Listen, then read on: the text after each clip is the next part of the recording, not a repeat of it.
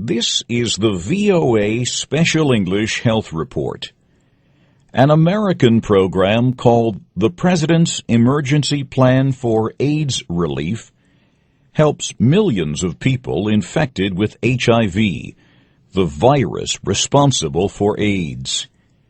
PEPFAR is considered one of the most successful programs created during the presidency of George W. Bush.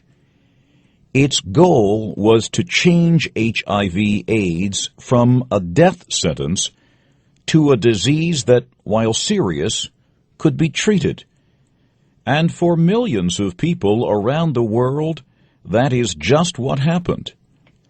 But researchers say it was not until PEPFAR started using generic drugs that major progress was made in fighting HIV/AIDS. Generic drugs are copies of medicines developed by large drug companies, but they often cost a lot less. Researchers from Brown University in Rhode Island studied the effectiveness of PEPFAR. Venkatesh was the lead author of a report on the study. He says the high cost of patented antiretroviral drugs had an immediate influence on the program after it began. American officials considered whether to provide patented drugs to HIV-infected patients, both in the United States and overseas. Dr. Venkatesh says some people believe that the drug industry wanted the government-financed program to use patented drugs.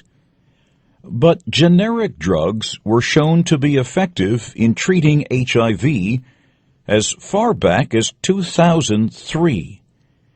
Using generic drugs helped cut the cost of treating a person from about $1,100 a year to about $300 a year in 2005.